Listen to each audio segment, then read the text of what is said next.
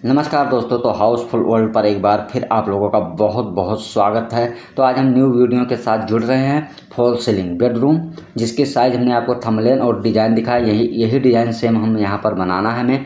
तो 11 बाई 20 का ये रूम है, यानी लंबाई 20 फुट और चौड़ाई 11 फुट का, यानी 220 फुट का एरिया है।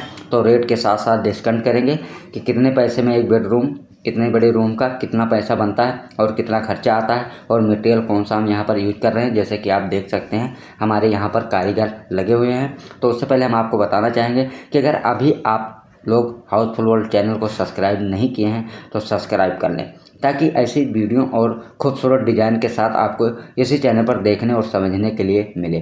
फिर भी हम उन लोगों का धन्यवाद करना चाहेंगे जिन्होंने हमारे चैनल पर जुड़ा है और हमारे चैनल के साथ वो सहयोग कर रहे हैं और एक बड़ा चैनल बनाने की मदद भी कर रहे हैं। तो ऐसे फैंसों के लिए हम धन्यवाद करना चाहूँगा। फिलहाल दोस्तों हम जानेंगे, तो यहाँ पर दीवार पे भी फॉल सीलिंग में डिज़ाइन बनाना है, जो भी हमने फ्रेमिंग नहीं किया है तो वो भी करेंगे और आपको दिखाएंगे। तो जैसे कि हम इस रूम के डिज़ाइन के बारे में भी जान लेते हैं।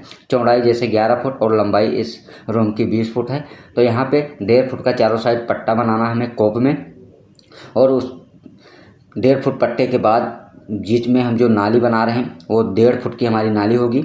और फिर जो एक पट्टा यहाँ पे आप देख रहे हैं, अभी यहाँ पे चैनल लगाना है हमारे को, तो ये सेम 1.5 फुट का पट्टा बनेगा। तो आप समझ सकते हैं 2 लेवल में हमने फॉल सीलिंग यहाँ पर बनाना है हमें। और बीच में जो 3 बाले लगने हैं वो वुडन कलर होगा, वो पीओपी में ही बाले लगाने हैं। तो एक्चुअली आपको डिज़ाइन प्रॉपर समझ ही आ गया होगा जिस तरह से हमने बताया। तो यहाँ पर अब हमें सिर्फ साइड पट्टे में धार बनाने रह गए हैं, बाकी कंप्लीट है। तो आप देखते हैं कि पड़पा हम लोग बहुत अच्छे तरीके से बनाते हैं। जैसे कि आपको बता दें, हम आधा या 1 इंची मोटा पड़पा बनाते हैं हमेशा, और बिल्कुल सीधा कंप्लीट करके चैनल लगा के उसके ऊपर उस हिसाब से बिल्कुल सीधा प्लेन खींचते हैं, ताकि जो अंदर की कोप लाइट जब जलती है तो अंदर का पड़पे में बहुत ज़्यादा दिक्कत आती है। क्योंकि ये जब पेंटर लोग काम करते हैं तो उन्हें सफाई उनके हाथ से हो नहीं पाती, क्योंकि अंदर हाथ जाने में दिक्कत होता है। तो हमेशा जो पड़पे का कोप का है, जिसको हम अंदर पैक बंद करते हैं, तो उसको हमेशा क्लियर साफ बनाना चाहिए। उससे क्या होता है कि जब रोशनी पड़ती है तो सारा बाहर से दिखता है, जिससे काफ़ी लोग को ये चीज़ों पर प्रभाव पड़ता है और वो चीज़ को फिर नहीं पसंद करते। तो हमेशा ध्यान रहे कि जब भी हम कोप के पर्दे को बनाएं तो रोज़ पसंद करें, क्लियर बनाएं और बिल्कुल साफ़ बनाएं। जिससे क्या होता है कि जब भी अच्छी तरीक़े से पेंटिंग होता है या येलो या ग्रीन कलर के जब हम लाइट कोप के अंदर लगाते हैं तो हमें बाहर से देखने में बहुत गंदा सा दिखता है, जिसकी वजह से हर कोई पर्दे को लेकर कंप्लेन करता है। और इससे क्या होता है कि हमारे पैसे मर जाने के पूरे चांस बन जाते हैं और हर किसी के निगाह में मिस्त्री की बेइज्जती होती है। तो हमेशा मैं आपको यही सावधान करना चाहूँगा कि मेन जो है वो है हमारा पड़पा। जब भी हम कोप के लिए पड़पा बनाएं तो उसको बिल्कुल क्लियर और अच्छे से सफाई में बनाएं और बिल्कुल सीधा बनाएं। उससे क्या होता है, जब आप किसी भी कलर के लाइट कोप के अंदर लगाते हैं और अच्छे तरीके से जब उस पर पेंट होता है तो वही चीज़ हमारे को बिल्कुल क्लियर साफ दिखता है। भले ही 2 इंची या 1.5 इंची ही ऊपर से नज़र आता हो, लेकिन कच्छ जब हमारा बिल्कुल क्लियर बना रहता है तो उससे क्या होता है कि पूरी लाइट हमारी अंदर से बाहर को आती है। और इसीलिए हम पड़पा लगाते हैं कि जब भी हम कोप के अंदर कोई भी लाइट लगाएं तो उसकी लाइट क्या होती है, सीलिंग के अंदर न जाए, ताकि बाहर आए। और जब बाहर आएगी तभी डिज़ाइन खूबसूरत दिखता है। लेकिन बहुत से लोग पर्दे पर ध्यान नहीं देते हैं, बनाते ज़रूर हैं लेकिन उस हिसाब से क्वालिटी नहीं देते हैं।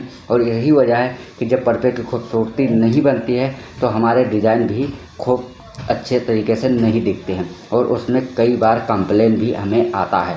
तो इसी वजह से हम आपको इसीलिए बताते हैं कि ज़्यादा समय नहीं लगता है और ना ही ज़्यादा मटेरियल लगता है, क्योंकि 3 इंची से 4 इंची का आपको सिर्फ पड़पा बनाना होता है। एक्चुअली 3-4 इंची के पड़पे में आपको 1.5 इंची का टक्कर या 2 इंची का टक्कर जो भी आप धार बनाते हैं, उसके बाद 2 ही इंची आपका ऊपर का हिस्सा दिखता है। और वही 2 इंची के लिए जब आपका कोप के बावजूद जो कच होता है पट्टे का, वो बिल्कुल क्लियर या साफ़ या बिल्कुल सफाई के साथ नहीं बना होता है, लाइट और पेंट के बाद जब वो दिखाई देता है तो बहुत ही अच्छा और बहुत ख़राब दिखता है। इसी वजह से बाद में उसको सही करना इतना आसान नहीं होता है, क्योंकि आपका हाथ भी ऊपर वहाँ तक नहीं जा सकता है। और इसी वजह से हमने कई जगह पर देखा है कि कई मिस्त्री इस तरीक़ा से पड़पा पर अनजान बनकर बस इसी तरीक़े से हाथ से और पत्ते से मार के लेवल कर देते हैं।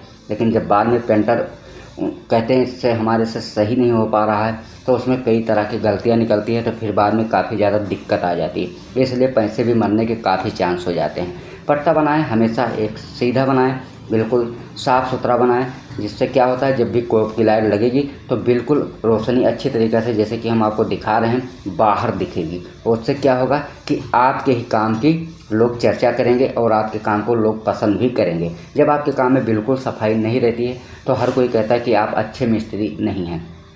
तो आपको ज़रूर समझ लगा होगा, अगर आप ठेकेदार हैं तो आपको पता ही लग गया होगा कि कोप के पट्टे को जब भी बनाएं तो मिस्त्री को ज़रूर सावधान रखें, क्योंकि जिस तरह से हम आपको डिज़ाइन में दिखा रहे हैं, इस तरह से जब रोशनी आपकी बाहर आती है तो सफाई की ही वजह से बाहर आती है। जब आपके क्लियर पट्टे नहीं बने रहते हैं तो कोप की लाइट बिल्कुल इस तरह से बाहर नहीं निकल पाती है। तो दोस्तों, हम आपको बता ही रहे हैं कि हम पट्टा इसलिए लगाते हैं, जब हम कोप लाइट बनाते हैं अगर पट्टा नहीं बनाएंगे तो सीलिंग के अंदर ही उसकी रोशनी चली जाएगी।